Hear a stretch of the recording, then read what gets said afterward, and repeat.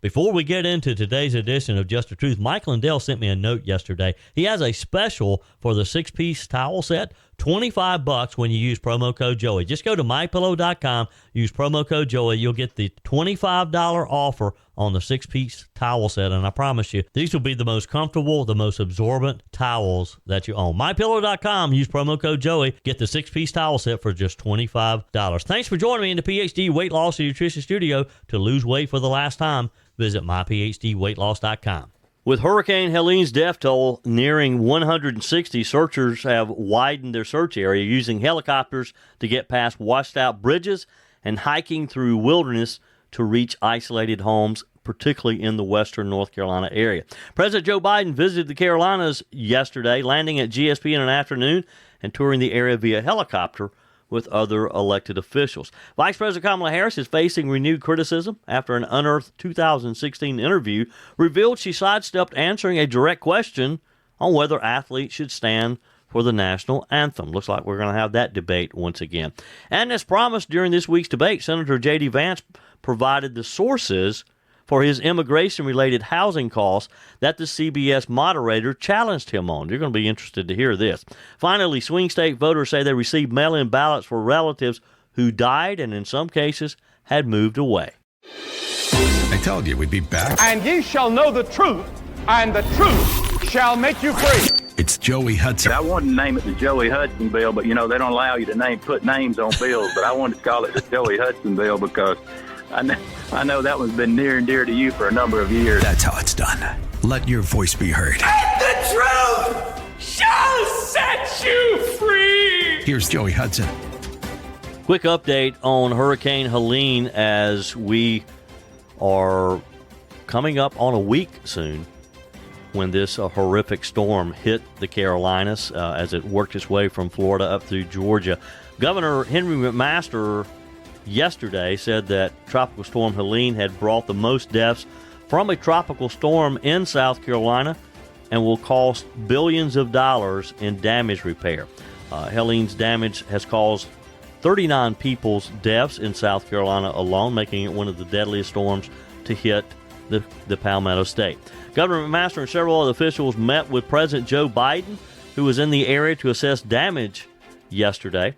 McMaster said the president promised whatever we needed, he would provide. Additionally, McMaster said that he's concerned about the International Longshoremen's Association strike, which began Tuesday and will impact 36 ports across the country, including the port of Charleston. Biden could seek a court order to pause the strike for 80 days, thanks to the Taft-Hartley Act of 1947. Governor McMaster said he had asked President Joe Biden to consider enjoining the strike.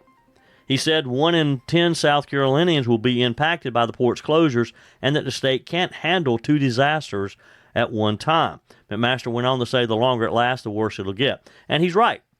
I don't know that because of the disaster, and we kind of have been focused on that, I'm not sure we have really realized the harm that this strike can potentially cause. We'll dig in a little deeper into that issue, maybe get someone on the show to better explain. But basically, the gist of it is this.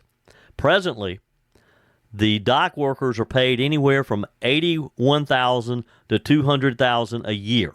Okay? Pretty good living. Most of them are at that base of $81,000. They want a new 6-year contract with a pay increase of 77%. Now, who gets a 77% pay increase at one time? So that's what they're asking for, and that's why they're on strike, because they haven't been able to work that out. Again, that's a topic we'll talk more about at a later time. Back to Joe Biden visiting the Carolinas and flying in his helicopter to look at the air. I've never understood these presidential visits like this. I guess it's one thing when you're a president running for re-election and you want to look like a leader. In Joe Biden's case, him coming down here yesterday was a waste of time, a waste of resources. I've already kind of beat that drum, though, haven't I? Republican Senator Lindsey Graham, Representative William Timmons, and Greenville Mayor Knox White were on hand at GSP to welcome Joe Biden. Graham and Timmons also attended the meeting with Biden. Graham continued to stress that he hoped Biden would intervene with the strike also, just like Governor McMaster. Graham said, "I'm all for people being treated fairly, but I've urged President Biden not to let this go on much longer. 200 million of economic activity per day at that port, 7,000 drugs in or out, picking up and delivering goods, and it's completely shut down. This hurricane was Mother Nature. The port problem is man-made." Graham's right. Graham said he had spoke with doctors who are concerned that medical equipment will be negatively impacted by the strike, and also said people may not be able to receive necessary medication. So they're both right to add the effects of this strike on top of an already shortage of certain things because of the storm. Let's hope they can get this resolved quickly. Governor McMaster thanked Joe Biden for his disaster declaration, we're told. It allows 13 South Carolina counties to apply for assistance from the Federal Emergency Management Agency, FEMA, to offset the storm's financial damage. He said that he had spoken to the president about adding 7 additional counties to the list when it is appropriate. The governor also said he had asked Biden to consider including the losses that farmers have endured for financial assistance, including pecan, livestock, and poultry farmers. Congressman Timmons is encouraging people to prepare for power outages to last longer than expected. Now, you know, Duke Energy has said all week that they expect to have most people's electricity back on by Friday evening. There are reports that there's still close to half of the upstate that does not have electricity. So that's going to be a pretty big task to turn that around in what? Not even just over 24 hours, I guess. So I think that's why Congressman Timmons is saying, hey, look, this may take a while longer. Timmons described how he had followed a team of linemen and had seen firsthand the amount of effort and time it takes to raise a utility pole. And, you know, the co-op association has already made it clear that it does take 3 to 4 hours per pole. Duke Energy at one point was estimating they had 6,000 poles down, and that's just Duke Energy. You got all the other co-ops out there, too. I get it. It's going to take some time. And if you're without electricity still, I know you don't want to hear that you may be without it even past Friday, especially after we've been told that most people should have service again by Friday. We'll see. Sad news as we continue to get updates on the death toll. The overall death toll from Helene is reaching close to 160 now. Searchers have widened their area using helicopters to get past washed-out bridges, hiking through the wilderness to reach some of the isolated homes, particularly in the mountains of western North Carolina. They have called in cadaver dogs to search some of the knee-deep, mucky, debris-filled areas in the mountains again in North Carolina, looking for victims of this horrible storm.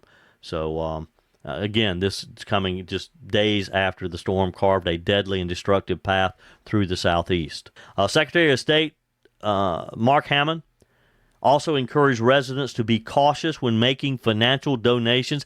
Now, you know, that's another part of this whole thing that it really shows you how people rally together to help one another. And it's a good thing. But there's also some unscrupulous people out there who want to take advantage of the situation and who will try to take your money in the name of a natural disaster.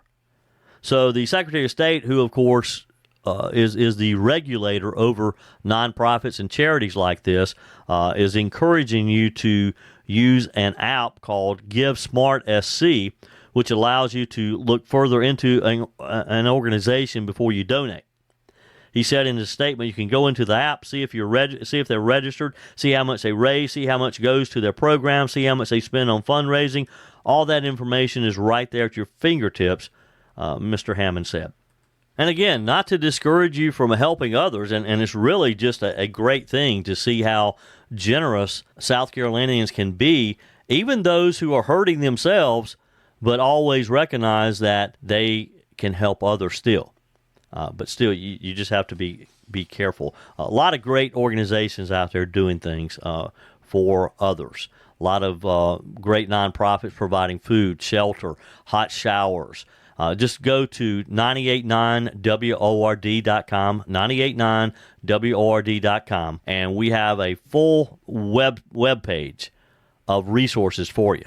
Just about anything you can think of that you need to know about as far as requesting assistance, what organizations are doing what. We have links to give you updates on renewal of electricity and the services, all right there at 989word.com. Don't hesitate to do that. You can text me as well. You can email me, joe@joeyhudson.com, and I'll be sure you get that information. And be sure and share this information with your friends. Share it on social media. And let them know about your favorite talk radio station, News Talk 98.9 WRD. Tell 4 friends about this great station, as we want to let people, particularly in the western North Carolina areas and those counties that haven't heard about our radio station. Tell 4 friends that you listen to News Talk 98.9 WORD. Joey Hudson here. I was talking to a good friend the other day, and he mentioned that he has started taking the weight loss injection drug that was initially made to treat type 2 diabetes. He said he's losing weight, but the day after he takes the injection, he is so sick he can't leave the house. That got me thinking. Most of us go on a weight loss journey so that we can feel better and get healthy. Folks, losing weight should not make you sick. I can tell you firsthand, 4 years ago when I started PhD Weight Loss and Nutrition,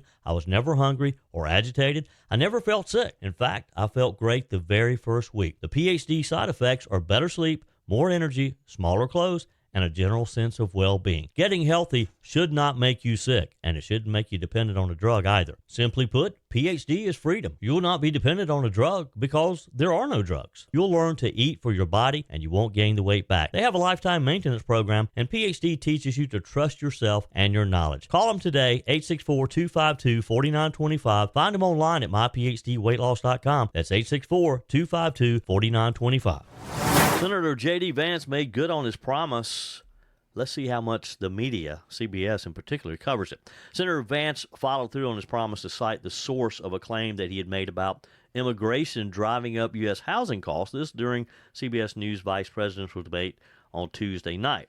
Now, you may recall this has changed in the showdown with his fellow vice presidential hopeful, Minnesota Governor Tim Vance blamed border policies of Vice President Kamala Harris, her border policies, for allowing 25 million illegal aliens into the U.S. during her tenure in the Biden-Harris administration, saying that the surge of illegals has contributed to higher housing costs. Makes sense to me. He said, quote, competing with Americans for scarce homes is one of the most significant drivers of home prices in the country. It's why we have massive increases in home prices that have happened right alongside massive increases in illegal aliens, alien populations under Kamala Harris's leadership. A moderator then asked Senator Vance to cite the source of his claim, saying, quote, Senator, on that point, I'd like for you to clarify there are many contributing factors to high housing costs. What evidence do you have that migrants are part of the problem? Well, Vance said there's a Federal Reserve study that we're happy to share with you after the debate. He said we'll put it up on social media. So that's exactly what he has done. Following the debate, Vance posted on X, quote, as promised earlier tonight, here's Michelle Bowman of the Federal Reserve Board of Governors. Quote, given the current low inventory of affordable housing, the inflow of new immigrants to some geographic areas could result in upward pressure on rents. So there it is, plain and clear from the Federal Reserve Board, Joe Biden and Kamala Harris's Federal Reserve Board. Bowman's quote was from a speech that she gave back on May the 3rd. Vance also pointing to studies that support his claim as well. The first was from the Journal of Housing Economics from 2017, which found that immigration inflows into a particular metropolitan area is associated with increases in rents and with house prices that in that area are seeming to drive up rents and prices in neighboring MSAs. The second study Vance cited was a July report from the Congressional Budget Office, which said that the research literature was generally found that increases in immigration raise state and local government spending, particularly on education, healthcare, and housing, more than their revenues. So basically, it confirms that they take more than they give. It's always interesting to me when you have a situation like that during a debate. Now, he clearly knew what he was talking about. He just didn't have the source right there with him during the debate, which is fair.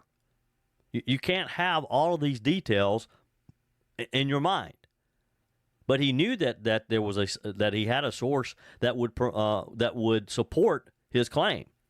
Now, do you think CBS will provide coverage on this? Do you think CBS will talk about this? Do you think CBS will give him credit for providing the source to support his claim during the debate? Have we seen Tim Walz give any support for any of his claims during the debate? I think it's just a good example of showing that Senator JD Vance, whom, by the way, I think did an excellent job, and it's been interesting to see some of the polling in these last couple of days since the debate on Tuesday night. It's interesting to see some of the analysis. For example, Politico, who is not necessarily a conservative publication, that they like to pretend that they're down the middle, that they're balanced. They're not. They probably lean more to the left. But even Politico, they had, and I think it was 6 or maybe 8 of their contributors, writers, who were asked, well, what's your assessment? And even Politico, all 6 or 8, how many there were, all of them, 100% said they thought J.D. Vance had won the debate, that he just made his points and that he backed up his claims. And this additional information is further evidence of that. It's always interesting, too, though, to have some of the analysis. Body language expert Carol Lieberman, she's a doctor, she spoke with Fox News Digital about the body language and how, in her opinion, there was a sharp contrast between J.D. Vance, who she said espoused a sense of calmness and command of the issues, whereas she said Tim Walz appeared nervous and overly fidgety at times, although he did manage to find his stride later in the debate, she said. And we all agreed on that. We talked about that in yesterday's show. He did. He got off to a slow start. He did better. Did better than I expected him to do. But still, I think it was pretty clear that J.D. Vance won the debate. I don't know what that does for him. I don't know that moves the needle either way. Do you? Love for you to text me your comments on that. Send me a quick text. Email me, joey@joeyhudson.com.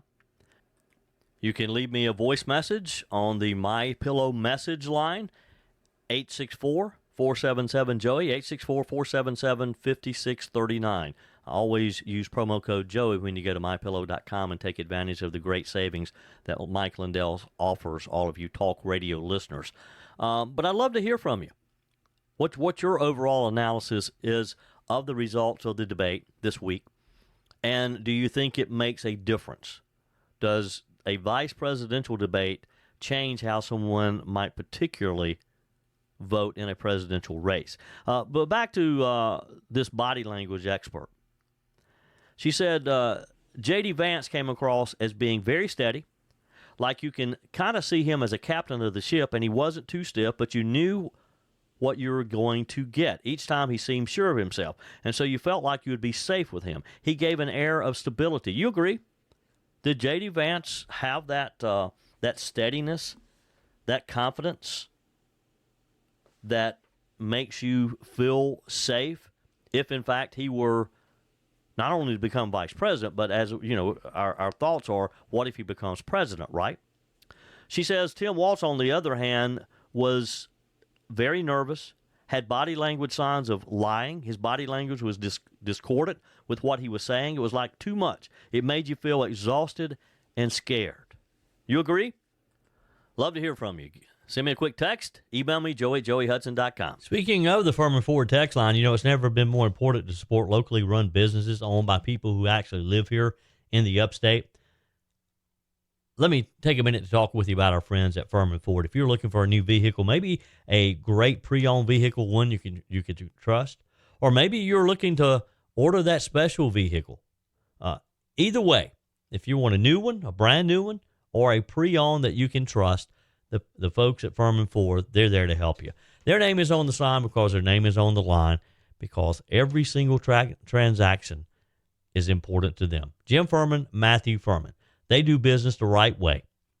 When you stop by, when you give them a call, or maybe when you just send them a quick email, you're always going to have access to a member of the Furman Ford family.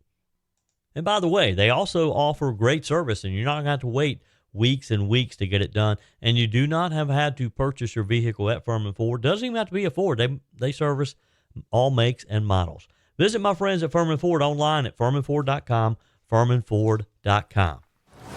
Vice President Kamala Harris is facing renewed criticism after a 2016 interview has resurfaced. It revealed how she sidestepped answering a very direct question on whether athletes should stand for the national anthem. Now, you may recall in 2016, this was a big news story.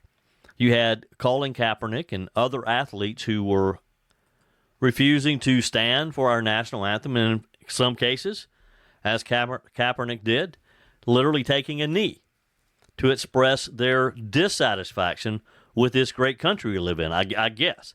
I mean, I've never quite understood that, how you could have a football player like Colin Kaepernick, who was making millions of dollars to play a game, and he doesn't appreciate the country that he lives in to allow him to play that game.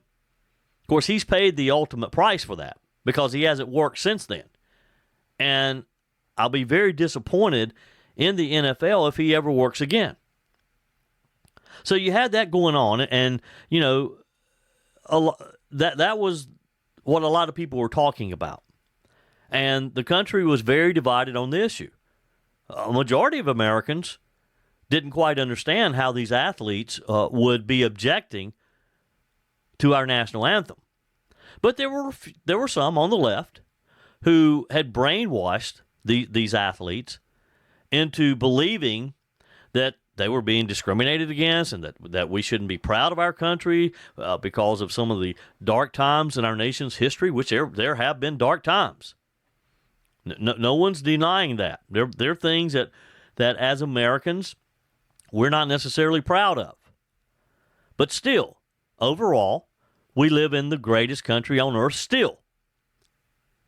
I don't think any other country can challenge us on that. So you have these $1 million sports figures taking a knee. So it was a very simple interview. 2016, we were in the middle of this campaign. Harris was serving as California's Attorney General at the time. She had not graced the U.S. Senate yet. And there was a question from PBS reporter David Nazar on whether athletes should stand during the national anthem. Now, this is a simple question, should be a simple question for any elected official, for any American for that matter. Harris avoided a direct response, focusing instead on Americans' constitutional rights. Here's her response. Should folks stand for the national anthem? I think that one of the beautiful things about our country is that we were founded on certain principles that we articulated in 1776. We are all and should be treated as equals. We articulated those principles in our Constitution. And part of what we decided is what makes a fair and just and noble society and a democracy, a true democracy, is freedom of religion, freedom, right, of association, freedom to organize, First Amendment. So that is part of who we are as a country, and I will defend it to the core, which is that we give people certain choices in this country. So what's the answer? I'm assuming she thinks it's okay to disrespect our flag, to disrespect our country. She emphasized, you will notice, the importance of constitutional freedoms. And yes, we all have constitutional freedoms. She made it clear that she believes that includes the right of free speech and peaceful protest. She stated, "We give people certain choices in this country." Well, we also give people choices as to who they vote for. And I hope as this interview is recirculated on social media and other platforms, I hope people are reminded that, yes, we do give people, American people, choices. And one of those choices is who we vote for on November the 5th. And this alone, there are a lot of reasons why you should not vote for Kamala Harris. This alone, though, should show you that she is not a patriotic American. She is not proud of our country. Kind of like Michelle Obama went that time early on in their national political career, when she said something like, for the first time I was proud to be an American, as if she had never been proud to be an American before then. Harris, again, gave an evasive answer. Critics accused her of delivering a rambling and unclear response. Clay Travis, founder of Outkick, labeled it as a long jumble of nothingness. Well, that's Kamala Harris. She's all about nothingness. You listen to any of her responses, it's a lot of nothingness. She's not going to just come right out and answer that question. She tries to straddle the fence on everything so that she can try to please everybody. Well, sometimes when you're trying to please everybody, you don't please anybody. She has previously defended athletes for taking the knee, arguing in 2017 that these actions are protected by the First Amendment. She stated that Americans demanding justice or taking a knee to call attention to social issues should not be threatened or bullied. People who are proud to stand and sing our national anthem should not be bullied either. And we saw some of that back then. Speaking of the November 5th general election, obviously one of the issues that always is at top of mind is voter or election integrity. And like 2020, this is going to be a big issue, November 5th, because so many states around the country have made what I think are probably some very good and necessary changes in their voting law. South Carolina is one of them. Georgia. North Carolina has tweaked theirs. And I'm perfectly fine with what the results are as long as we have confidence that it's a fair election and that it represents what the American people want. So when you hear stories about this 81-year-old Illinois man who was kind of shocked to receive a mail-in ballot for his wife, you think, well, that's no big deal. Well, it is when your wife is dead, when she died in October of 2022. The Daily Wire first published this story. They identified him as George. He lives in Kane County, about 50 miles west of Chicago, according to the Daily Wire. The ballot that he found in his mailbox this past Saturday, he also received a ballot addressed to his late wife ahead of the Illinois primary back in March as well, he said. This was kind of confusing, he said, because he had shown his wife's death certificate to Kane County election officials, who also told the Daily Wire that George's wife was no longer on the voter rolls. The saga has George concerned, as he should be, about the integrity of the presidential election. And he's not alone. Voters in several swing states have reached out to the Daily Wire, according to them, to share stories just like George's and to raise concerns about what's going on with mail-in ballots. As we start having more states who will begin early voting and more states mailing out those ballots, this is something we have to watch. And as I've said before, I have pretty good confidence in Laura Trump, who is said to be heading up the election integrity arm of the GOP. She has a team of lawyers ready for November the 5th and the days and weeks following to make sure that every vote is counted properly. Back to Illinois. George has lived in Illinois for over 6 decades, he said. His ballot issues began in 2022 in the midterms. When he got his polling place on Election Day, he was told that he couldn't vote in person because he had a pending mail-in ballot.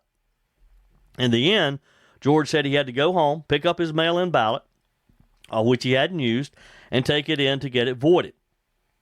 He also brought the ballot that had been sent to his late wife then, which he said really upset the election officials. He said he was eventually able to vote, but only after about 45 minutes of discussions with election officials showing his wife's death certificate to have her ballot voided. Now, I don't know what his wife's ballot had to do with him voting.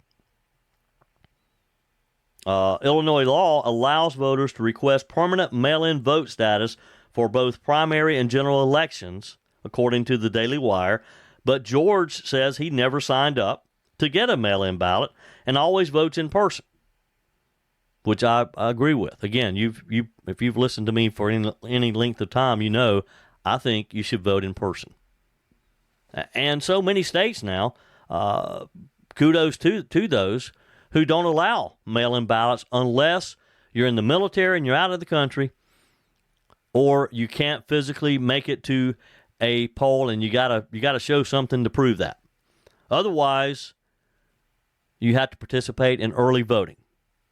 We're going to see that unrolling a lot here in October, as a lot of states, like South Carolina, has early voting starting 2 weeks out. Now, again, personally, I'm going to show up on November the 5th. I don't want to vote early. But a lot of people believe, and many of you have texted me, many of you have emailed me and said, Joey, as soon as you can vote, vote. Some of you have texted me and said you've already voted because your state allows it. And the whole idea is to bank your vote. Bank your vote. I guess it makes sense. I don't know. I'd love to get your feedback. Text me or email me as to why you think it's important to bank the vote. You can email me at joey@joeyhudson.com. I'd really love to hear from some of you on this topic. Whether you're replacing a broken appliance or maybe you're just upgrading, you're totally remodeling the kitchen, when it's time to get those new appliances, when you're ready for them, you don't want to have to wait weeks or even months to get started using them, right? Well, that's not the case when you shop with my friends at Discounted Appliance Warehouse. With over 11,000 square feet and 1,500 appliances at any given time, you can buy today and use today quite often. I'm talking about shopping with my friends at Discounted Appliance Warehouse in Pickens. It's worth the short drive over to Pickens. Jeff, Johnny, Kyle, the whole team over there, they'll take good care of you. They have an award-winning service department, expert installation, extended warranties, and at Discounted Appliance Warehouse, they treat you like family. You're more than just a credit card swipe to all the team over there. Discounted Appliance Warehouse, they're proud to offer Speed Queen, the only washer and dryers with manufacturer's warranties that cover parts and labor. You owe it to yourself if you're looking for a new appliance to head over to Pickens to Discounted Appliance Warehouse online at dawpickens.com, dawpickens.com. Your comments are welcome on the Furman Ford text line, 864-477-JOEY. That's 864-477-5639. Emails always welcome, joey@joeyhudson.com. On our text line today, Sherry writes, "Good morning, Joey. I thought I would send you a quick text. I feel JD Vance won the debate this week. I was wondering if anyone else noticed that Walsh looked like Don Rickles." You know what, Sherry? I hadn't, but you're right, he does. She said, right, laugh out loud. And finally, when are the American people going to wake up and realize that every time the Democrats are in office, the economy is bad? We lose respect from other countries, and they never support Israel. Obama was like Biden. We voted Trump in there once before, and I'm praying everyone votes and that the fake media is astounded by the number of people who vote for Trump and he wins. Enjoy your day. Love your podcast. Sherry from Georgia. Thank you, Sherry, and I hope you are safe and good down there and survived Hurricane Helene. Faye writes, "Good morning, Joey. How on earth can Biden allow the longshoremen to strike with all but bankrupt our citizens?" Okay, sorry about that, Faye. I kind of butchered your text. Prices are out the roof already, and this adds salt to the wound. These strikers are getting paid a darn good salary. Well, you're right there. As I mentioned earlier in the show, $81,000 to $200,000, and they want a 77% increase. Faye says, in effect, they are blackmailing the country. Their leader says he will cripple the entire economy. Some adult better buck him today. You know, he's made that statement. They've made it very clear that they're going to use their power of striking at any cost. They don't care that the rest of the country is hurting. They don't care that we already are suffering from what inflation has done to our economy over these past few years. They're going to add to that. And they call themselves Americans. I know I'm going to get myself in trouble. Unions have outlived their usefulness. Everybody deserves to be paid fairly. I get that. But to potentially cripple the country, wanting a 77% pay increase, that's just wrong. I do hope Joe Biden is not tone deaf and will listen to what people like Governor McMaster yesterday in South Carolina encouraged him to avoid a second catastrophe. We've been hit hard in the Carolinas and Georgia with Hurricane Helene. Another disaster would occur if, in fact, this strike is allowed to go on further. Texter says Margaret Brennan claimed that last week's heavy rains and flooding are because of climate change. How would she explain the Great Flood of 1927 that affected Mississippi and 3 other southern states? Back then, there were far fewer cars, and there were no plastic straws or bags. You're so right on that. Texter Joey, please tell your listeners, if they see power workers close to their home or while they're out, say thank you and buy their lunch if you can. Very grateful for what they're doing. Yeah, this texter's right. If you're out and about, if you happen to be in a restaurant, and as quite often you'll see just a large group of utility workers, let them know that you appreciate them and buy that cup of coffee, buy their lunch, because they're away from their families. Some of these men and women have traveled from states all around the country to be here to help us. So let's let them know that we do, in fact, appreciate them. Texter, hey, Joey, it's been kind of a rough road for us. We're cooking on a Coleman stove, and we lost all of our food. If it wasn't for dehydrated food and canned goods, we wouldn't have anything. But through it all, we've had our water and a roof over our head and got to go to church Sunday. So I'm good. I'm good. I'll be praying. Okay, I'll be praying. Okay, thank you. We're all praying for one another, praying for this recovery. Texter, I noticed they've cut the trees that were falling back, but I see some that are on the verge of falling, which is very concerning for the next storm. And by the way, that storm is brewing in the Gulf Coast now. We'll certainly be watching it, but this could be a very busy hurricane season, folks. So just get braced for it. Texter says, I'm not sure why they are not cutting these trees down as well, because I'm sure they're not going to cut them down until they fall into the road or on someone's vehicles. Very concerning. Well, right now, they just don't have the manpower to do the cleanup. They're cutting the trees and removing them just to get them out of the way for now, get them away from so they can get the utility poles replaced, so they can get the power lines replaced. They'll come back. This cleanup is going to take quite a while. So, but I get what you're saying. If a tree is heavily damaged, and if one of these hurricanes that's already being seen in the Gulf comes through again, it's just going to be easier for them to fall over and cause damage. I get that. Texter Joe from Lawrence says, Governor Walz sounded like a race car with the clutch in going nowhere. JD sounded like a race car catching gears and setting lap records. Yep, you're right. I think we all agree JD Vance cleaned Tim Walz's clock the other night. Texter Taylor, South Carolina seemed to have not been touched. Going on 6 days, though, without Duke Energy. Well, there are some areas like that you'd never know a storm has come through. Some areas you don't see all the trees down. But because they happen to be in the middle of an area where maybe a substation is close by, they've lost power as well, and other utilities. Texter, also, JD took Walsh to school last night. JD dominated the debate and looked like a smart, good guy who wants to make America better. I think we all agree that JD Vance did very well in this week's debate.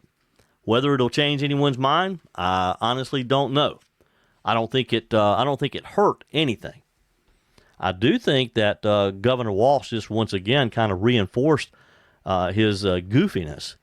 That man, he is a goofy guy. And now, because of the texter a little while ago, reminding me that he looks like Don Rickles, you're right, he does. Every time I look at him now, I'm going to be thinking about Don Rickles. Back on the storm here, one of you sent me a link that's kind of troubling. It's about a Eastern Tennessee company. Workers there are saying is a plastics factory. Workers are saying that floodwaters rose on Friday, but managers would not let them leave until it was too late. Out of 11 impact plastics workers swept away by flooding in Irwin, near the North Carolina-Tennessee border, 2 are confirmed dead, 4 are missing, according to CBS News. Robbie Jarvis told NBC News that around 30 workers were at the plant in an industrial park next to the Nalachunky River. I guess that's how you pronounce that. Friday morning, he says they had been told to be there despite weather warnings about Hurricane Helene. Jarvis says his requests to leave were denied, and he was told to move his car twice as water entered the parking lot and continued to rise. Surviving workers at this plant, again, some missing, some known dead. Look, if you're the manager who ordered them to stay, you've got that on your conscience. That's it for today's edition of Just the Truth. Thanks for joining me in the PhD Weight Loss and Nutrition Studio. To lose weight for the last time, visit myphdweightloss.com. If you haven't joined our mailing list yet, visit my website, joeyhudson.com. Just click on the Connect with Joey button so that you can receive our emails and the most up-to-date news. Also, find me on YouTube. Be sure and like, subscribe, follow me on my YouTube channel. Just search for Joey Hudson. Appreciate you spending a few minutes of your day with me. Be sure and forward this edition of Just the Truth to some friends. Just click on the share button. Send it to a few of your contacts, because if we're going to build our community and if we're going to win in November, we got to build an army of conservatives. The way we beat Joe Biden is through educating people, and no better way than encouraging them to listen to Just the Truth. Hey, keep those comments coming via the Furman Ford text line, 864-477-JOEY, 864-477-5639. Your emails always welcome as well.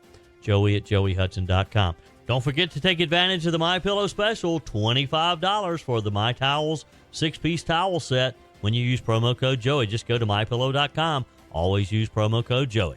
We're back again tomorrow. Hope you will be too. Remember, God's got this. He's still in control.